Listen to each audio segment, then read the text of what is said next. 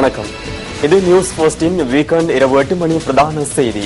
உங்களுடன் இணைந்து கொள்வது சிசிரகுமார் கிருஷான் ராஜ். விரிவான செய்திகளுக்கு செல்லும் முன்னர் முதலில் தலைப்புச் செய்திகள்.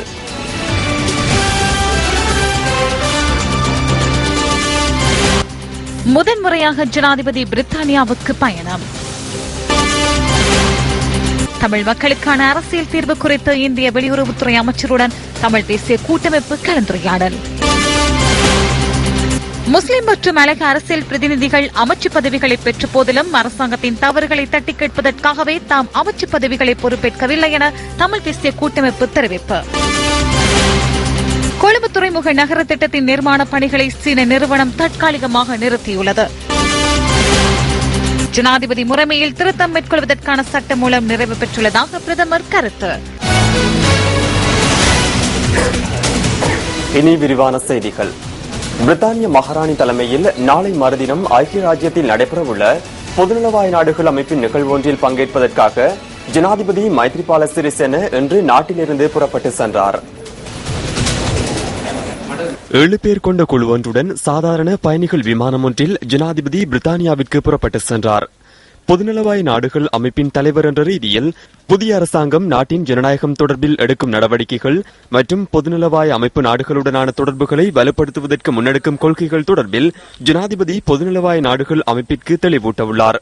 ஜனாதிபதி மைத்ரிபால சிறிசேன ஐக்கிய ராஜ்யத்திற்கான 4 நாள் விஜயத்தின் போது அந்நாட்டு பிரதமர் டேவிட் கெமரூன் மற்றும் சர்வகட்சி பாராளுமன்ற குழுவுடனும் கலந்துரையாடவுள்ளார். அத்துடன் பொதுநலவாய நாடுகள் அமைப்பின் நிகழ்வின் போது பிரித்தானிய மகாராணியால் பக்கிங்ஹாம் மாளிகையில் வழங்கப்படவுள்ள விசேட ராப்போசனத்திலும் ஜனாதிபதி பங்கேற்கவுள்ளார். பொதுநலவாய நாடுகள் அமைப்பின் நிகழ்வில் மோல்டோ குடியரசின் தலைவர் உள்ளிட்ட பல அரச தலைவர்கள் பங்கேற்க உள்ளதாக ஜனாதிபதி ஊடக பணிப்பாளர் தர்மஸ்ரீ பண்டார ஏகநாயக்க தெரிவித்தார். இலங்கைக்கு விஜயம் மேற்கொண்டுள்ள இந்திய வெளியுறவுத்துறை அமைச்சர் சுஷ்மா ஸ்வராஜ் அரசியல் கட்சிகளை இன்று சந்தித்துள்ளார். இந்த சந்திப்புகள் கொழும்பில் இன்று இடம்பெற்றன. தமிழ் தேசிய கூட்டமைப்பின் பாராளுமன்ற குழு தலைவர் இரா சம்பந்தன், இலங்கை தமிழரசு கட்சியின் தலைவர் மாவை சேனாதிராஜா உள்ளிட்ட குழுவினர் சுஷ்மா சுவராஜை சந்தித்து கலந்துரையாடினர். தமிழ் மக்களுக்கான அரசியல் தீர்வு, மீள்குடியேற்றம், அரசியல் கைதிகளின் விடுதலை, இந்திய இலங்கை மீனவர் பிரச்சினை உள்ளிட்ட முக்கிய விடயங்களை இந்திய வெளியுறவுத்துறை அமைச்சரின் கவனத்திற்கு கொண்டு வந்ததாக தமிழ் தேசிய கூட்டமைப்பு குறிப்பிடுகிறது. காணிகள் சம்பந்தமாக, ராணுவத்தினை பிரச்சனை சம்பந்தமாக, காணாமல் போனோர் சம்பந்தமாக, தடுப்பு கவலையில் உள்ளவர்கள் சம்பந்தமாக, நிர்வாக ரீதியாக நடைபெற வேண்டிய விடயங்கள் சம்பந்தமாக எல்லா விடயங்களை பற்றியும் பேசியிருக்கின்றோம். விசேஷமாக அரசியல் தீர்வை பற்றி மிகவும் தெளிவாக பேசியிருக்கின்றோம். மீனவர்கள் சம்பந்தமான பிரச்சனை பற்றியும் பேசியிருக்கின்றோம். இந்தியா வடகிழக்கு மக்களுக்கு அவர்களுடைய வாழ்வாதாரத்தை மேம்படுத்துவதற்கு பல உதவிகளை செய்ய வேண்டும் என்று கேட்டிருக்கின்றோம். இந்தியாவுடைய ஆக்கப்பூர்வமான பங்களிப்பு ஒவ்வொரு கர்மத்தில் தொடரும் என்று நாங்கள் நினைக்கின்றோம். இலங்கையிலிருந்து மோதல் ஏற்பட்ட பிறகு ஏறத்தாழ 60% தமிழ் மக்கள் இலங்கைக்கு வெளியே சென்றிருக்கின்றார்கள். வெவ்வேறு நாடுகளுக்கு, இந்தியாவுக்கும் சென்றிருக்கின்றார்கள். இவர்கள் எல்லாரும் திரும்பி வர வேண்டும் என்று நாங்கள் விரும்புகின்றோம். விசேஷமாக இந்தியாவில் வாழ்கின்ற மக்களை பொறுத்தவரையில் அவர்களும் திரும்பி வர வேண்டும். அதுக்கு இந்தியா உதவ வேண்டும் என்று நாங்கள் கேட்டிருக்கின்றோம். ஸ்ரீலங்கா முஸ்லிம் காங்கிரசின் தலைவரும் அமைச்சருமான ரவுஃப் ஹக்கீம் தலைமையில் அந்த கட்சியின் முக்கியஸ்தர்களும் இந்திய வெளியுறவுத்துறை அமைச்சரை இன்று பிற்பகல் சந்தித்தனர். கிழக்கு மாகாண சபையில் முன்னெடுக்கப்படுகின்ற சர்வ கட்சி ஆட்சியை இந்திய வெளியுறவுத்துறை அமைச்சர் வரவேற்றதாக அமைச்சர் ரவுஃப் ஹக்கீம் குறிப்பிட்டார்.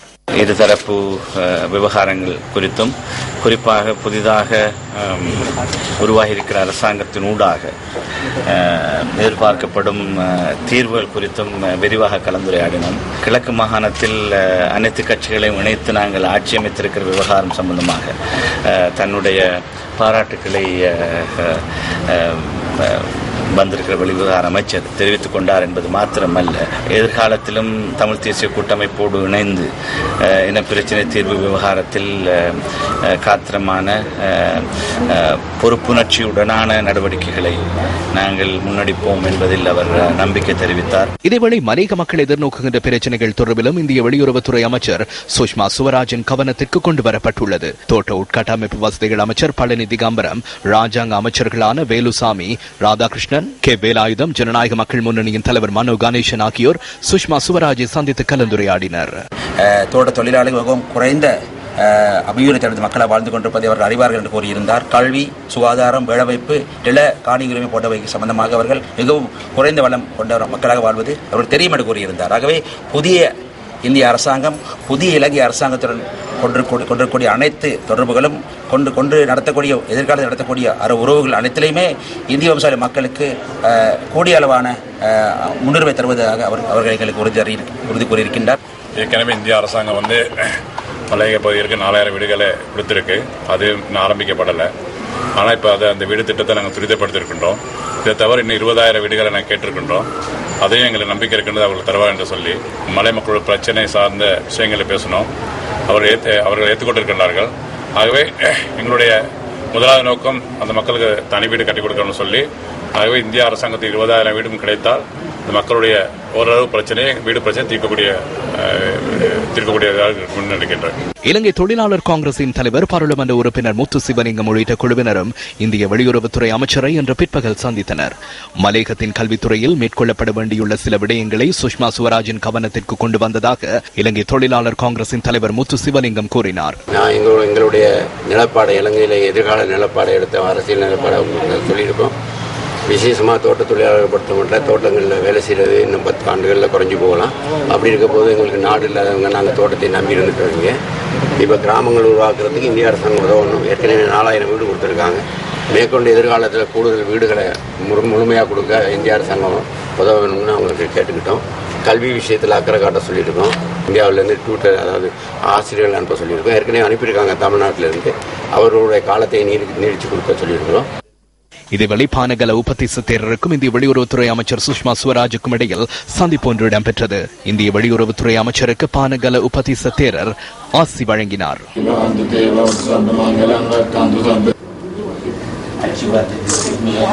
இலங்கை வாழ் இந்திய வம்சாவளி மக்களின் பிரதிநிதிகள் உள்ளிட்ட மேலும் பலரையும் சுஷ்மா சுவராஜ் இன்று சந்தித்துள்ளார். பாரத பிரதமர் நரேந்திர மோடி இம்மாதம் இலங்கைக்கான உத்தியோகபூர்வ விஜயத்தை மேற்கொள்ள உள்ள நிலையில் வெளியுறவுத்துறை அமைச்சர் சுஷ்மா சுவராஜின் விஜயம் இடம்பெற்றுள்ளமை குறிப்பிடத்தக்கதாகும். இந்தியாவுக்கும் இலங்கைக்கும் இடையிலான பயணிகள் படகு சேவையை மீள ஆரம்பிப்பது தொடர்பில் கவனம் செலுத்தப்பட்டுள்ளது. இந்திய வெளியுறவுத்துறை அமைச்சருக்கும் வெளிவிவகார அமைச்சர் மங்கள சமரவீரவிற்கும் இடையில் நடைபெற்ற கலந்துரையாடலின் போது இந்த விடயம் குறித்து கவனம் செலுத்தப்பட்டதாக வெளிவிவகார அமைச்சர் குறிப்பிட்டுள்ளது.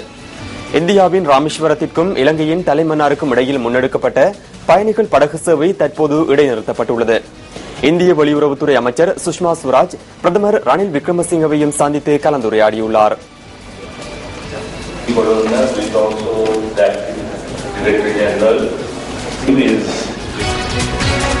முஸ்லிம் பிரதிநிதிகளும் மலையக அரசியல் பிரதிநிதிகளும் அமைச்சு பதவிகளை பெற்றுக் கொண்டுள்ள போதிலும் அரசாங்கத்தின் தவறுகளை தட்டி கேட்பதற்காகவே தமிழ் தேசிய கூட்டமைப்பு அமைச்சு பொறுப்புகளை ஏற்கவில்லை என பாராளுமன்ற உறுப்பினர் பொன் செல்வராசா தெரிவித்தார். மட்டக்களப்பு மண்டூர் பகுதியில் இடம்பெற்ற நிகழ்வின் போதே அவர் இந்த கருத்தை குறிப்பிட்டார். முஸ்லிம்களும் மலைநாட்டு தமிழர்களும் அமைச்சர் பதவியை ஏற்ற பிறகும் கூட இன்று தமிழ் தேசிய கூட்டமைப்பு இலங்கை அரசாங்கத்தின் மத்தியிலே இதுவரை அமைச்சு பதவிகளை ஏற்றுக்கொள்ள முடியாமைக்கு காரணமாக இருப்பது அரசாங்கம் தப்புகளை விடுகின்ற பொழுது தட்டி கேட்கின்ற உரிமை எங்களுக்கு வேண்டும் என்பதற்காகவே தவிர நாங்கள் சொகுசு வாழ்க்கை வாழ்வதற்காக நாங்கள் அமைச்சு பதவிகளை ஏற்க தயாராக இல்லை. சென்ற அரசாங்க காலத்தில் முஸ்லிம்கள் அமைச்சு பதவிகளை சுதாக வாழ்ந்தார்கள், இல்லை என்று சொல்லவில்லை. இடையிலே அவர்களுக்கு ஏற்பட்டது என்ன? அவரது பள்ளிவாசல்கள் உடைக்கப்பட்டன, இந்து ஆலயங்கள் கூட உடைக்கப்பட்டன, கிறிஸ்தவ ஆலயங்கள் கூட உடைக்கப்பட்டன. பள்ளிவாசல்கள் உடைக்கப்பட்ட பிறகுதான் அவர்களுக்கு ஞானம் பிறந்தது. அரசாங்கத்துக்கு முட்டுக்கட்டை கொடுத்துக் கொண்டிருந்த தமிழர்கள் இந்து ஆலயம் உடைக்கப்பட்டது என்பதற்காக எந்த தமிழ் அமைச்சர் பதவியை விட்டு விலகினார்? வரவு செலவு திட்டத்தை கூட நிதியமைச்சர் அவர்கள் ஒதுக்கி இருக்கின்றார். அதிலே பல்வேறுபட்ட வாக்குறுதிகள் வழங்கப்பட்டிருக்கின்றது. கொத்தமல்லியையும் வெங்காயமும் அதிலே சேர்க்கப்பட்டிருக்கின்றது. ஆனால் தமிழரின் பிரச்சனை அதில் சேர்க்கப்படவில்லை. இதில் நீங்கள் மிகவும் அவதானமாக இருக்க வேண்டும். எமது இளைஞர்கள் இன்றும் சிறையில் இருந்து கொண்டிருக்கின்றார்கள். இதுவரையில் இந்த அரசாங்கத்துக்கு பதவி ஏற்றதற்கு பிற்பாடு ஏறக்குறைய 9 இளைஞர்கள் அவ்வாறு கைது செய்யப்பட்டிருக்கின்றார்கள். பிரான்சிலே இருந்து இப்பொழுது இங்கே இலங்கைக்கு வந்து கிளிநொச்சியிலே தங்கள் உறவினர்களை பார்த்துவிட்டு செல்கின்ற போது பகிரதி என்கின்ற 41 வயது தாயாரும் 8 வயது சிறுமியும் இப்பொழுது கட்டுநாயக்காவிலே கைது செய்யப்பட்டிருக்கின்றார்கள். ஆகவே இந்த நிலை என்பது இன்னும் தமிழ் மக்கள் மத்தியில் தொடர்ச்சியாக இருந்து கொண்டிருக்கின்றது. இலங்கை கடற்படையினர் சட்டத்திற்கு அமைவாகவே செயற்படுவதாகவும் அத்துமீறி பிரவேசிக்கும் மீனவர்கள் மீது துப்பாக்கி பிரயோகம் மேற்கொள்வது தவறில்லை எனவும் பிரதமர் ரணில் விக்ரமசிங்க தெரிவித்துள்ளார். இந்தியாவின் தந்தி டிவிக்கு வழங்கிய செவ்வியிலேயே பிரதமர் இதனை தெரிவித்துள்ளார்.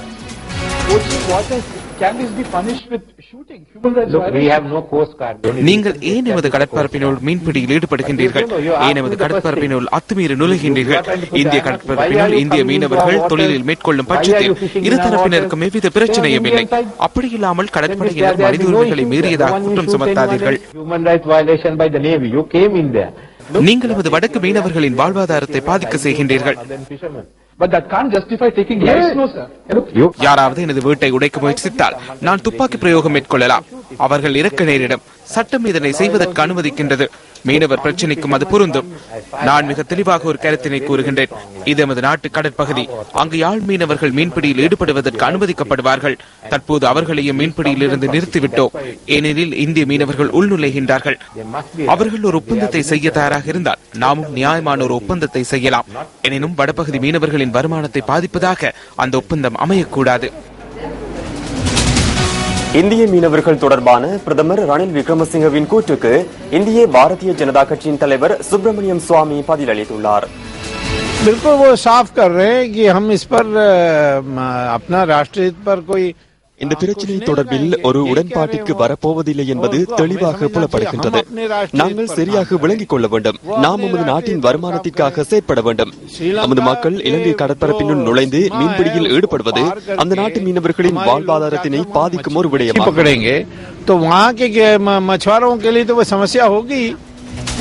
காணாமற் போனோரை கண்டுபிடித்து தருமாறு கோரி யாழ்ப்பாணம் நல்லூர் கோவில் முன்றலில் முன்னெடுக்கப்படும் அடையாள உண்ணாவிரத போராட்டம் 2வது நாளாக இன்றும் முன்னெடுக்கப்பட்டது. காணாமற் போன தமது உறவுகளை தேடித் தருமாறு வலியுறுத்தியும் நம்பகமான சர்வதேச விசாரணையை நடத்துமாறு கோரியும் இந்த அடையாள உண்ணாவிரத போராட்டம் முன்னெடுக்கப்பட்டது. தங்கவேல் மயூரன் 2006ஆம் ஆண்டு 12ஆம் மாதம் 22ஆம் தேதி வெள்ளவத்தையில வச்சு வெள்ளவேன்காரர் கொண்டு விட்டாங்கள். இன்னும் என்ற பிள்ளை பெரிய ஒரு தகவலும் இல்லை. எனக்கு ஒரே ஒரு பிள்ளை அன்றோடு தகப்பனும் மனநோயாளியாக கேவலமாக திரிகிறார். எங்களுக்கு ஒரு முடிவும் இல்லையா. 2008ஆம் ஆண்டு ஜூன் மாதம் 5ஆம் தேதி காலையில் எழும்பி சாப்பிடவில்லை ஐயா. எங்க பிள்ளை டீ குடிச்சிட்டு போதும் சாப்பிட கடையில் சாப்பிடுவேன் போதும் இன்னைக்கு மட்டும் வெள்ளவாய் முன்றாங்கல வெள்ளவாயில் கடை ஒன்றில் நின்றவர். எனக்கு வங்கி ஒன்று பேங்கில் காசு போயிட்டு அவர் வழியாக போய்கொண்டிருந்து புத்தளை போலீஸில் சரணடைஞ்சு அவைகளால் நீதிமன்றத்துக்கு ஐநர் செய்து அதால் பேர்ந்து கேள்விப்பட்டோம். பிறகு அவர் கூசா முகாமில் இருப்பதாக அங்கே இந்த சிறையில் இருந்த ஒருத்தர் வந்து ஒரு வெள்ளைக்கு சொல்லி அவைகள் வந்து எங்களுக்கு சொன்னார்கள். நாங்கள் போய் 3 தடவை போய் கேட்கவும் இருக்குதுன்னுட்டு இல்லைன்னு சொல்லுறார்கள். 2008 8ஆம் மாதம் 21ஆம் தேதி நான் காணாமல் போனவர். இன்று வரையாச்சு அவர் எங்களோட ஒரு தொடர்புகளும் இல்லை. அவரை போய் தேடி கேட்டால் இருக்குதுன்னுட்டு இல்லையான்னு சொல்லினோம். நான் கோயிலும் குளவுமாகவே என்ற பிள்ளைய இன்றைக்கு 7 வருஷமாக காணாமல் கலங்கி கொண்டே இருக்கிறேன். இந்த உண்ணாவிரதம் இரவு பகலாக தொடர்வதற்கான இந்த உண்ணாவிரதத்திற்கான பாதுகாப்பு கிடைக்காத பட்சத்தில் நாங்கள் மாலையில் அந்த உண்ணாவிரதத்தை முடித்துக்கொண்டு அடுத்த நாள் தொடருகின்ற ஒரு நிலையில் இருக்கின்றோம். இன்னும் அந்த பாதுகாப்பு எங்களுக்கு வழங்கப்படவில்லை. ஆனால் கடந்த இரவு நடைபவனியில் வந்து கொண்டிருந்தவர்களுக்கு கிளிநொச்சி போலீசாரினால் கடும் அச்சுறுத்தல் ஏற்படுத்தப்பட்டு அவர்கள் வற்புறுத்தலாக போலீஸ் நிலையத்துக்கு அழைத்து செல்லப்பட்ட வேளை தொடர்ந்தும் இந்த நல்லூர் முன்றலில் நாங்கள் எங்களுடைய போராட்டத்தை தொடர்ந்து கொண்டிருக்கின்றோம், காலவரையை குறிப்பிட முடியாமல். இதேவேளை முல்லைத்தீவு முள்ளிவாய்க்கால் பகுதியிலிருந்து யாழ் நல்லூருக்கான நடைபவனி முள்ளிவாய்க்காலில் இருந்து ஆரம்பமாகி யாழ் நகரை நோக்கி சென்று கொண்டிருக்கின்றது. ஈழ இளைஞர் பேரவையினால் முன்னெடுக்கப்பட்டு வரும் இந்த நடைபவனி நேற்று மாலை கிளிநொச்சி நகரை வந்தடைந்ததுடன் இன்று முகமாலையை சென்றடைந்தது. காணாமற் போனவர்களை விடுதலை செய்யுமாறு வலியுறுத்தியும் ஐநா அறிக்கை பிற்போடப்பட்டமையை கண்டித்தும் சொந்த இடங்களில் மக்களை மீள்குடியேற்றம் செய்யுமாறு வலியுறுத்தியும் இந்த நடைபவனி இடம்பெற்று வருகின்றது. இராணுவத்தின் தடையை மீறி மற்ற போலீசாரின் தடையை மீறியும் நாங்கள் இந்த போராட்டத்தை வெற்றிகரமாக நடத்தி 2 நாளாக நடத்தி கொண்டிருக்கின்றோம்.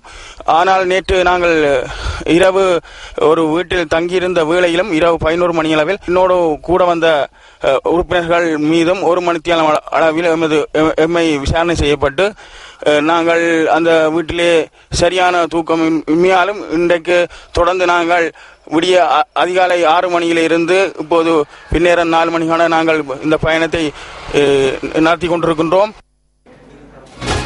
ஜனாதிபதியின் அதிகாரங்களில் திருத்தம் மேற்கொள்ளும் சட்டமூலம் தயாரிக்கப்பட்டுள்ளதாக பிரதமர் ரணில் விக்ரமசிங்க தெரிவிக்கின்றார். வெல்லப்பட்டி சேதவத்த பேகரகுடல விகாரியில் இடம்பெற்ற அடிக்கல் நாட்டும் நிகழ்வில் கலந்து கொண்டு பிரதமர் இதனை கூறினார்.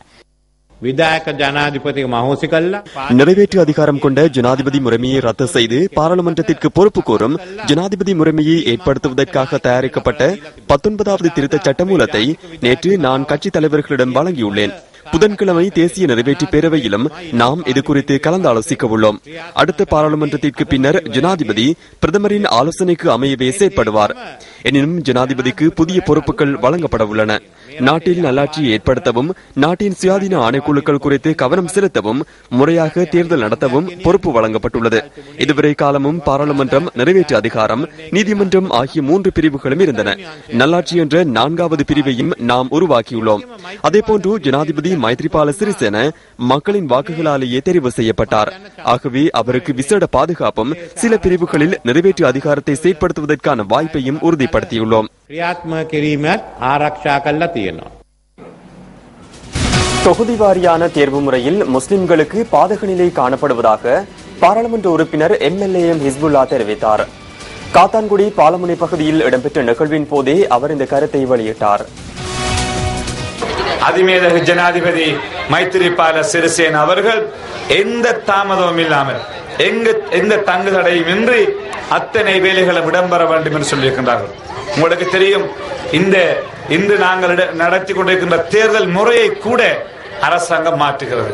பழையபடி தொகுதி முறையை கொண்டு வருகின்ற போது முஸ்லிம்களுக்கு பல பாதகங்கள் இருந்தது.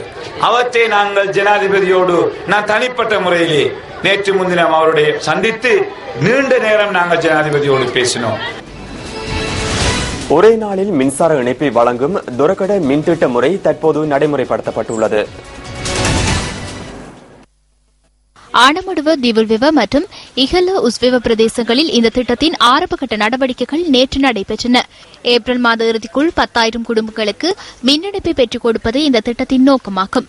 மின்சக்தி மற்றும் எரிசக்தி அமைச்சர் சம்பிக்க ரணவக்க மற்றும் ராஜாங்க அமைச்சர் பாலித்தரங்கிய பண்டார் ஆகியோர் இதன் போது பிரசன்னமாகியிருந்தனர். மன்னாரில் தற்போது எரிவாயு கிடைத்துள்ளது. இந்த எரிவாயுவை கடல் மார்க்கமாக நுரைச்சோலைக்கு கொண்டு செல்வதே எமது நோக்கமாகும். 2020ஆம் ஆண்டளவில் வெளிநாட்டிலிருந்து எரிவாயுவை கொண்டு வரும் யுகத்தை நிறுத்தி எமது நாட்டை எரிவாயு வளம் கொண்ட நாடாக முன்னேற்றுவதே எமது நோக்கமாகும். அதேபோன்று வேறு எந்த மோசடியையும் அமைச்சினால் செய்ய முடியாது. கடந்த காலத்தில் இந்த அமைச்சில் மோசடிகள் இடம்பெற்றுள்ளன. அதில் ஈடுபட்ட எவரையும் தப்பி செல்வதற்கு நாம் இடமளிக்கப் போவதில்லை. அவர்கள் அனைவருக்கும் நிச்சயமாக நாம் தண்டனை வழங்குவோம். கடந்த 10 வருடங்களில் பெட்ரோலிய கூட்டுத்தாபனம் மற்றும் மின்சக்தி துறையில் இடம்பெற்ற பாரியளவான மற்றும் சிறியளவான அனைத்து ஊழல்களையும் அறிக்கையிட்டு நீதிமன்றத்தில் நாம் ஒப்படைப்போம். அவர்களுக்கு தண்டனை வழங்கி மக்களுக்கு நியாயத்தை நிறைவேற்ற வேண்டும். நாட்டின் 2 பகுதிகளில் இடம்பெற்ற வாகன விபத்துகளில் 2 பேர் உயிரிழந்துள்ளனர். கிளிநொச்சி முறிகண்டி பகுதியில் லொரியொன்று விபத்துக்குள்ளானதில் ஒருவர் உயிரிழந்துள்ளதுடன் வாழைச்சேனை போலீஸ் பிரிவில் இடம்பெற்ற மற்றொரு விபத்தில் பெண் ஒருவர் உயிரிழந்துள்ளார். யாழ்ப்பாணத்திலிருந்து தம்புளை நோக்கி பயணித்த மரக்கரை லொரியொன்று வேக கட்டுப்பாட்டை இழந்து விபத்துக்குள்ளாகியுள்ளது.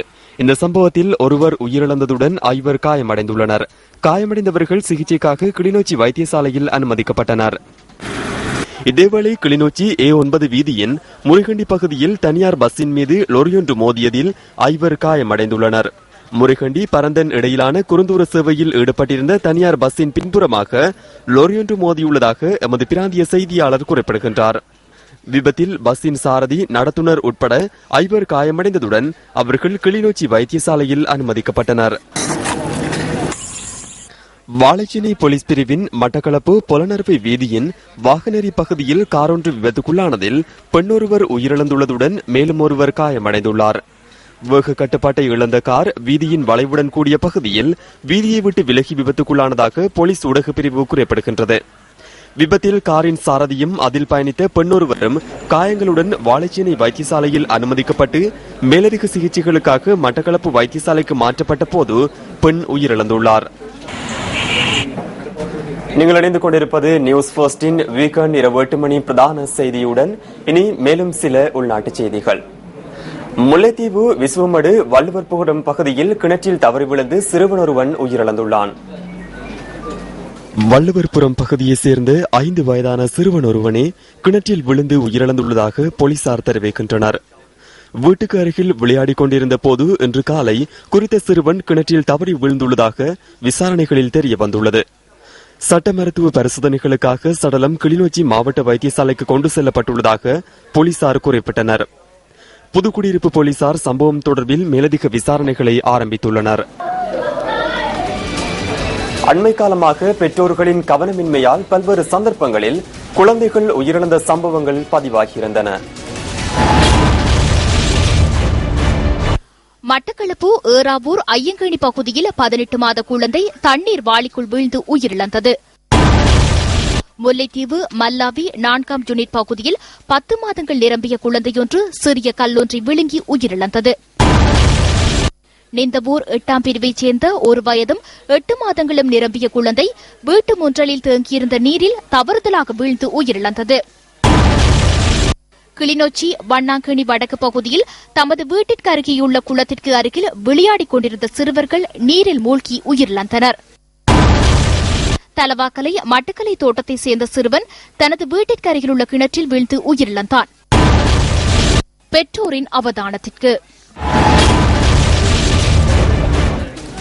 மோசடிக்காரர்களுக்கு எதிராக நடவடிக்கை எடுக்காமையால் மக்கள் விடுதலை முன்னணி பொறுமையை இழந்துள்ளதாக அந்த கட்சியின் தலைவர் அனுருகுமார திசாநாயக்க தெரிவிக்கின்றார். யாழ்ப்பாணத்தில் இடம்பெற்ற மக்கள் சந்திப்பில் கலந்து கொண்டு கருத்து வெளியிடும் போதே அவர் இதனை குறிப்பிட்டார். கடந்த அரசாங்கத்தை கவிழ்ப்பதற்கு 2 பிரதான காரணங்கள் காணப்படுகின்றன. அதில் ஒன்று ஜனநாயகம் மற்றும் சுதந்திரம், இரண்டாவது ஊழல் மோசடி மற்றும் வீண் விரயம். அதனால் மோசடிக்காரர்களுக்கு எதிராக நடவடிக்கை எடுக்கப்பட வேண்டும் என்பதில் மக்கள் தெளிவாக இருக்கின்றனர். இந்த மோசடிக்காரர்களை வெளிச்சத்திற்கு கொண்டு வந்து தண்டனை பெற்றுக் கொடுக்க நாம் தலையீடு செய்வோம். இருப்பினும் சேட்டிரன் தொடர்பில் நாம் திருப்தி கொள்ள முடியாது. வெளிநாடுகளில் உள்ள சொத்துக்கள், அதேபோன்று வெளிநாடுகளில் உள்ள வங்கி கணக்குகள், இவை அனைத்தையும் சோதனை மேற்கொண்டு தண்டனை பெற்றுக் கொடுக்க குறிப்பிட்ட ஒரு கால அவகாசம் தேவை.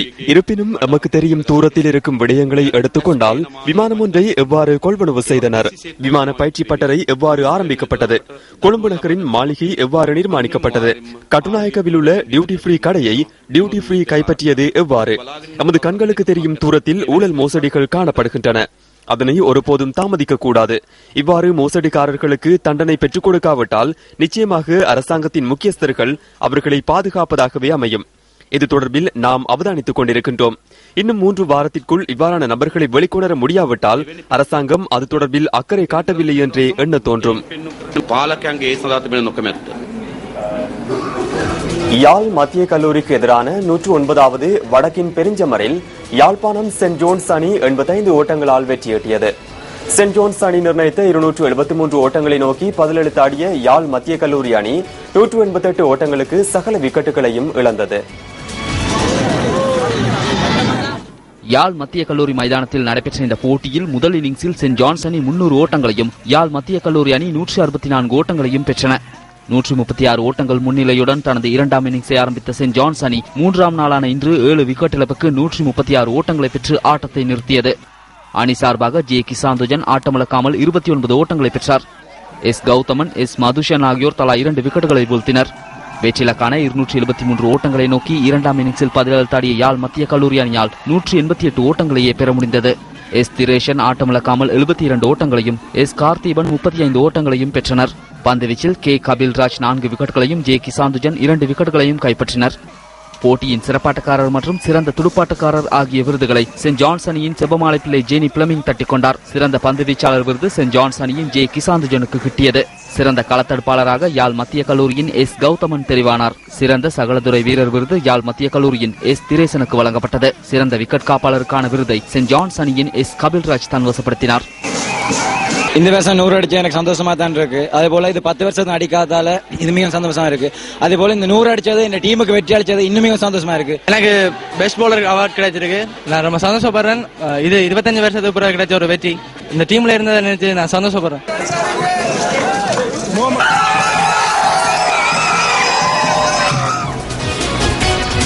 நானுஓயா எடின்பரோ தோட்டத்தில் கலாசார மண்டபத்திற்கான அடிக்கல் நாட்டும் நிகழ்வு இன்று நடைபெற்றது. பிரஜைகள் முன்னணியின் செயலாளர் நாயகமும் பாராளுமன்ற உறுப்பினருமான ஜே ஸ்ரீரங்காவின் தலைமையில் இந்த நிகழ்வு இடம்பெற்றது. நானோயா எடின்பரோ தோட்டத்துக்கு சென்ற பாராளுமன்ற உறுப்பினர் ஜே ஸ்ரீரங்காவுக்கு சிறந்த வரவேற்பு அளிக்கப்பட்டது. பிரஜைகள் முன்னணியின் செயலாளர் நாயகமும் பாராளுமன்ற உறுப்பினருமான ஜே ஸ்ரீரங்காவின் பன்முகப்படுத்தப்பட்ட நிதி ஒதுக்கீட்டில் மலையகத்தின் பல்வேறு பகுதிகளிலும் கலாசார மண்டபங்கள் அமைக்கப்பட்டு வருகின்றன. எடின்பரோ அம்மன் கோவிலுக்கு அருகில் உள்ள காணியில் கலாசார மண்டபத்திற்கான அடிக்கல் நாட்டப்பட்டது. கோயிலில் இடம்பெற்ற பூஜைகளின் பின்னர் சமய வழிபாடுகளுடன் கலாசார மண்டபத்திற்கான அடிக்கல் நாட்டப்பட்டது.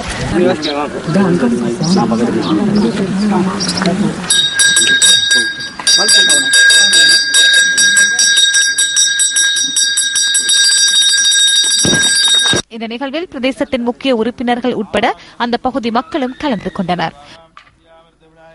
இன்றைக்கு இலங்கையின் முதலாவது பிரதம மந்திரியா வந்த ஸ்ரீமா பண்டார் நாயக்கா தான் உலகத்தில் வந்த முதலாவது பெண் பிரதம மந்திரி. ஆனா துரதிருஷ்டவசமாக நூரலியால இருந்து ஒரு பெண் கூட பாராளுமன்றத்துக்கு போனதில்லை. இவ்வளவு நிலைமை இருக்கு. ஒன்றில் மாகாண சபைக்கு போனாலும் யாராவது ஒரு அரசியல்வாதியின் மச்சினியா இருந்தா தான் போலாம். அப்படி தேவையில்லை. லயத்தில் இருக்கிற ஒரு பெண் பாராளுமன்றத்துக்கு போகணும். லயத்துல எந்த ஒரு அரசியல்வாதியோட சொந்தக்காரனா இல்லாத ஒரு பெண் மாகாண சபைக்கு போடணும். அப்படி ஒரு மாற்றம் இங்கு வரணும் என்று சொன்னா நாளாந்தம் இந்த மலையகம் மாறணும் என்றால் அந்த பிள்ளைகளை நாங்க சிறார்களை படிக்க வைக்கணும். சிறார்களை படிக்க வைக்கிறேன்னு சொன்னா அப்ப இந்த மலையத்தில் இருக்க பெண்கள் படித்தா தான் அந்த பிள்ளைகள் படிக்கும். எங்கட இலங்கை சுதந்திரம் அடைக்கு முதல் வெள்ளக்காரருக்கு இந்த காடெல்லாம் துப்புரவாக்கி நூறியான ஒன்று இருக்கின்றதை காட்டினங்கிற மலையக மக்கள். ஆனா இன்றைக்கு எங்களுக்கு ஒரு பாராளுமன்றம் கூட எங்களால போகலாம் இருக்க ஒரு பெண்ணுக்கு, இந்த நூறலியால பிறந்த ஒரு பெண்ணுக்கு. இதை நாங்க மாற்றோம். திட்டமிட்ட முறையில பெண்களை படிக்காம விட்டா அந்த பிள்ளைகள் படிக்காது. தமது தோட்டத்திற்கான பாராளுமன்ற உறுப்பினரின் சேவைகளுக்கு மக்கள் இதன்போது நன்றி தெரிவித்தனர். எத்தனையோ வருட காலமாக நம்ம பின்தங்கிய நிலைமையிலே நம்ம இவ்வளவு அவலக்குரலோட நம்ம வாழ்ந்துகிட்டு இருக்கோம். தொழிலாளர்களை ஒரு ஒற்றுமைப்படுத்துவதற்கு காரணமாக இருந்தவரும் அவர் தான். அவரை என்றென்றும் நாங்கள் மறக்க மாட்டோம், மறக்கவும் முடியாது. இதே போல எங்களுடைய மக்களின் தொழிலாளிகளின் குறைகள் எவ்வளவோ இருக்கின்றன. அந்த குறைகளை நிறைவுபடுத்த வேண்டிய கட்டாயத்தில் இருக்கின்றார். இவருடைய வாழ்த்துக்களும் எங்களுடைய ஒத்துழைப்பு இவர்களுக்கு என்றுமே வரும்.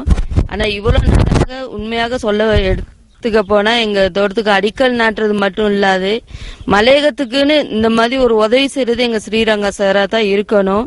என்கிட்ட இவ்வளவு நாள் எங்களுக்கு மண்டபம் கட்டித்தரோம் வந்தாலும் கூடியது எங்களுக்கு இதுவரைக்கும் எந்த ஒரு மண்டபமும் கட்டி கொடுக்கல.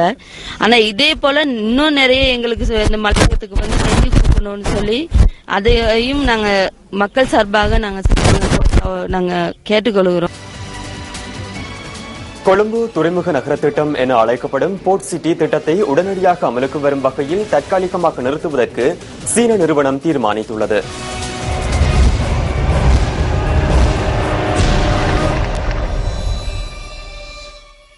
கடந்த வருடம் செப்டம்பர் மாதம் ஆரம்பமாகி இந்த துறைமுக நகர திட்டத்தினூடாக கொழும்பு காலிமுக திடல் கடற்பரப்பு நிரப்பப்பட்டு வந்தது. இதன்போது சுற்றாடல் மற்றும் தொழில்நுட்ப ரீதியான பிரச்சனைகள் குறித்து இடைக்கிடையே கேள்வி எழுப்பப்பட்ட போது இந்த திட்டத்தை கைவிடுவதற்கு அரசாங்கம் முயற்சி செய்து வந்தது.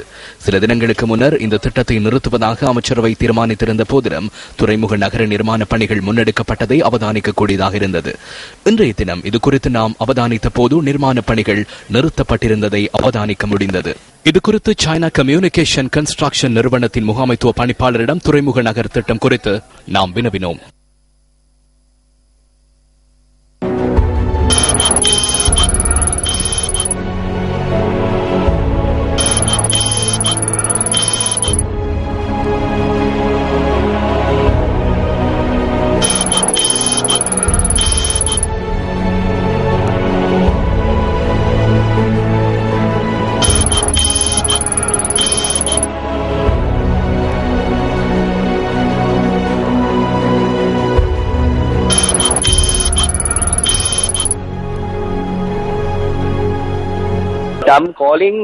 கொழும்பு துறைமுக நகர் திட்டம் நிறுத்தப்பட்டுள்ளதா? ஆம், நிறுத்தப்பட்டுள்ளது. மீண்டும் எப்போது ஆரம்பிக்கப்படும்? இலங்கை அரசாங்கம் மீண்டும் அறிவிக்க வேண்டும். முழுமையாக நிறுத்தப்பட்டுள்ளதா? இலங்கை அரசாங்கத்தின் அறிவித்தலுக்கு அமைய அதனை முழுமையாக நிறுத்தியுள்ளோம். ஆரம்பகட்ட ஆய்வுகளின் பின்னரே துறைமுக நகர் நிர்மாண பணிகளை நிறுத்தியதாக முதலீட்டு ஊக்குவிப்பு பிரதி அமைச்சர் இரான் விக்ரம் ரத்ன தெரிவிக்கின்றார்.